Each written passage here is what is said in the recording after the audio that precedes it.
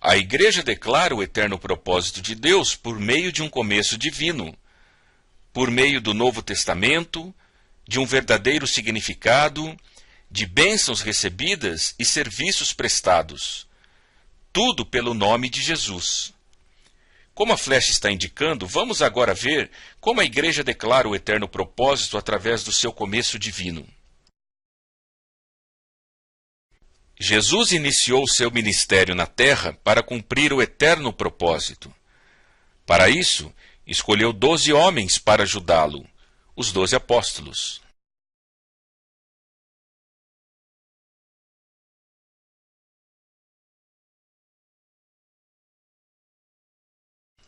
Jesus disse aos apóstolos: o tempo é chegado, o reino de Deus está próximo, conforme Marcos, capítulo 1 e verso 15. No mesmo evangelho, no capítulo 9, verso 1, disse Jesus: garanto-lhes que alguns dos que aqui estão de modo nenhum experimentarão a morte, antes de verem o reino de Deus vindo com poder. Jesus começou a falar, pregar e explicar sobre o reino de Deus ou o reino dos céus. Está próximo, dizia ele aos apóstolos. Dizia também que o reino viria durante a vida de alguns de seus ouvintes.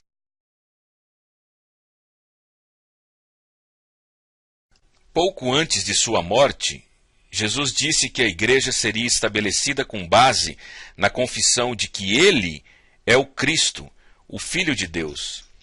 Veja o que diz o Evangelho de Mateus, capítulo 16, verso 15 a 19. E vocês, perguntou ele, quem vocês dizem que eu sou? Simão Pedro respondeu, tu és o Cristo, o Filho do Deus vivo. Respondeu Jesus, feliz é você, Simão, filho de Jonas, porque isso não lhe foi revelado por carne ou sangue, mas por meu Pai que está nos céus.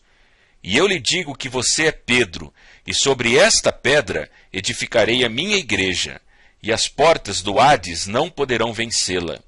Eu lhe darei as chaves do reino dos céus. Jesus ordenou aos apóstolos que esperassem na cidade de Jerusalém, onde receberiam o batismo do Espírito Santo, e onde começariam a pregar a todas as nações em seu nome. Veja o que diz o Evangelho de Lucas, no capítulo 24, verso 47 a 49. E que em seu nome seria pregado arrependimento para perdão de pecados a todas as nações, começando por Jerusalém. Vocês são testemunhas destas coisas. Eu lhes envio a promessa de meu Pai, mas fiquem na cidade até serem revestidos do poder do alto. No livro de Atos, capítulo 1, versos 5 e 8, encontramos: pois João batizou com água, mas dentro de poucos dias vocês serão batizados com o Espírito Santo. Mas receberão poder quando o Espírito Santo descer sobre vocês. Jesus cumpriu seu ministério na terra e foi levado aos céus. Suas últimas palavras nessa ocasião, ou seja, na sua ascensão, foram dirigidas aos apóstolos, instruindo-os para que esperassem em Jerusalém.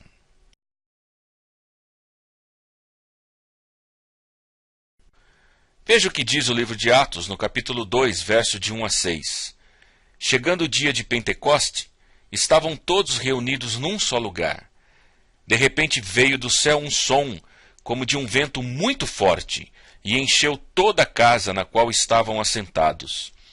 E viram o que parecia línguas de fogo, que se separaram e pousaram sobre cada um deles. Todos ficaram cheios do Espírito Santo, e começaram a falar noutras línguas, conforme o Espírito os capacitava. Havia em Jerusalém judeus tementes a Deus, vindo de todas as nações do mundo. Ouvindo-se o som, ajuntou-se uma multidão que ficou perplexa, pois cada um os ouvia falar em sua própria língua.